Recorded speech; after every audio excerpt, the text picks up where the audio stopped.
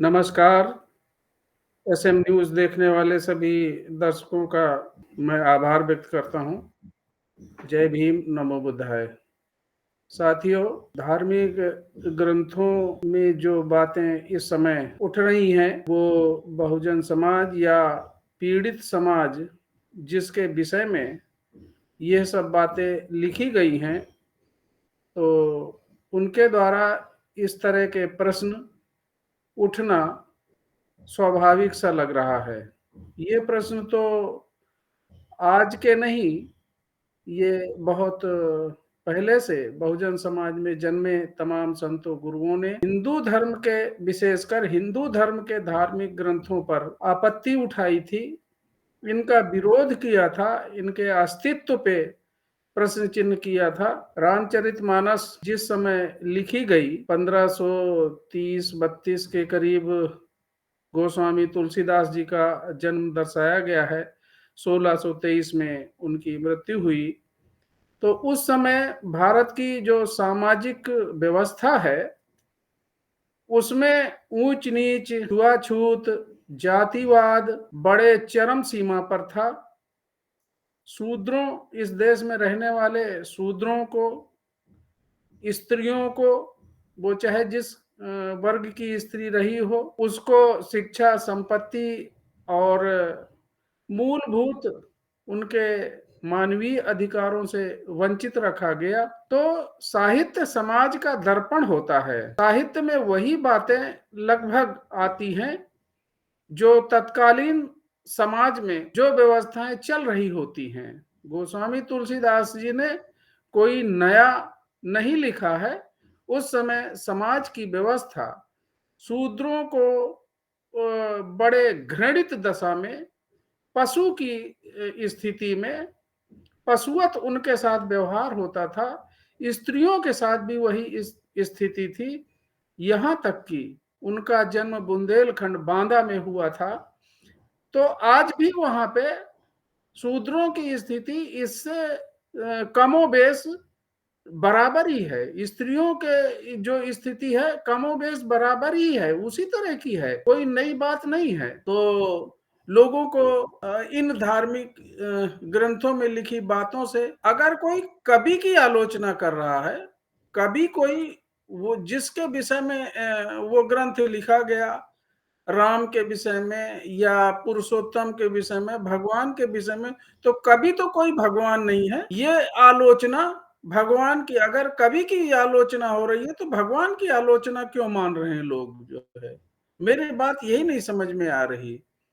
तो साथियों, ये जो इस तरह की, चाहे वो रामचरितमानस में हो, गीता में हो, महाभारत में हो, वेदों में हो, उपनिषदों में हो, तमाम इन ग्रंथों में इस तरह की व्यवस्था दी गई है जिसमें वर्ण व्यवस्था, जाति व्यवस्था, और उसमें शूद्र को निम्नतम स्तर पर, पशुवत स्तर पर उसको सारे अधिकारों से वंचित रखते हुए ऐसा ऐसा लिखा गया है। और ऐसा समाज में था, आज भी समाज में है।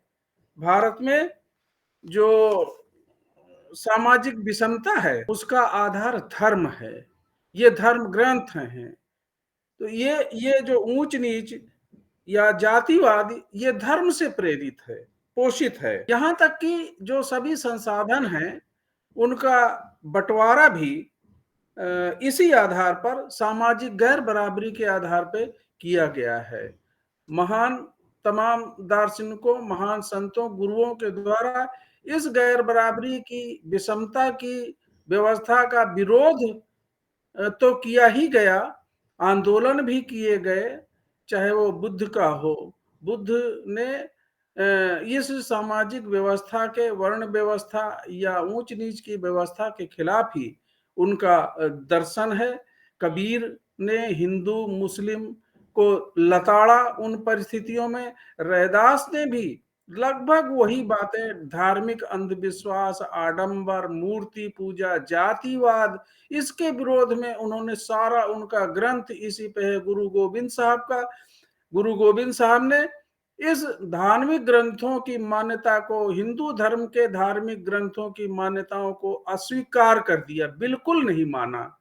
और बाबा साहब अछूतों के लिए हिंदू धर्म इसलिए अमानवीय मानते हैं क्योंकि अछूत हिंदू समाज के अंग हैं ही नहीं। दूसरे शब्दों में हिंदू धर्म के ये जो शूद्र है ये बाड़े के बाहर के हैं, अछूत वर्ण व्यवस्था के अंग नहीं हैं, वे अवर्ण हैं। ये तीन ब्राह्मण क्षत्रिय वैश्य ये सवर्ण है और बाकी ये अवर्ण हैं। मनु ने तो अछूतों को वर्ण बाह्य कहकर वर्ण व्यवस्था से बाहर रखा। अछूतों की हिंदू समाज में निश्चित एक एक वर्जना है, प्रतिबंध है। उनको मंदिरों में जाने से, उनको पुस्तकों को पढ़ने से, वेदों को पढ़ने से मना किया गया। फिर भी ये शूद्र समाज मंदिरों में जाने से बाज नहीं आ रहा, इन पुस्तकों को पढ़ने से बाज नहीं आ रहा, इस व्यवस्था में डूबे रहने से बाज नहीं आ रहा, लतियाया जा रहा है, सब अपमानित किया गया, वंचित किया गया। फिर भी बाबा साहब ने जब संविधान लागू हुआ उसके बाद इन सभी मान्यताओं को, इन सभी धार्मिक ग्रंथों को जो मानवीय अधिकारों का उल्लंघन करते हैं, जो शोषण का पोषक हैं, ऐसे सभी धार्मिक व्यवस्थाओं को, मान्यताओं को, धर्म ग्रंथों को नल एंड वाइड कर दिया और इस विशेषकर शूद्र समाज को आगाह किया कि आप इन चक्करों में नहीं पड़ेंगे, इनसे दूर रहकर उन्होंने एक नए मानवीय धर्म का उन्होंने विकल्प दिया। वो बुद्ध धर्म है, वहां पर जाति व्यवस्था नहीं है, वहां वर्ण व्यवस्था नहीं, वहां भेदभाव नहीं है।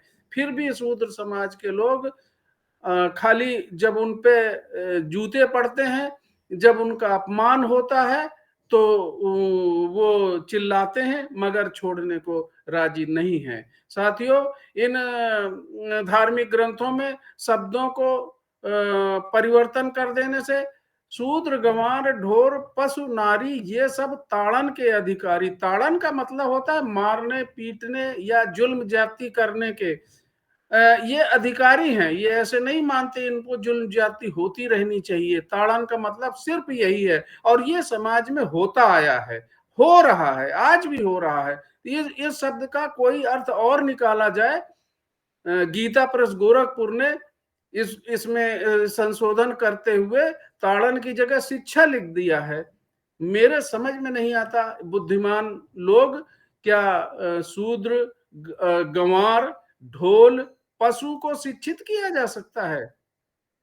उनको शिक्षा का के लिए ये प्रबंध करेंगे? मानव को तो शिक्षा या शूद्रों को तो शिक्षा दे नहीं पा रहे हैं, तमाम आज भी निरक्षर लोग हैं। फिर भी अब पशुओं की शिक्षा की बात कर रहे हैं। साथियों, बाबा साहब के दिए गए इन संविधान को ही धार्मिक ग्रंथ, बाबा साहब के ही लिखे गए पुस्तक बुद्ध और उनका धर्म को ही आधार मानकर अगर शूद्र समाज चलता है तो उसमें उसका हित है। जय भीम, नमो बुद्धाय, नमस्कार। अगर आपने अभी तक हमारा चैनल सब्सक्राइब नहीं किया है तो सब्सक्राइब करें और घंटी का बटन बिल्कुल भी दबाना ना भूलें ताकि सभी लेटेस्ट खबरें पहुंच सकें आप पे सबसे पहले।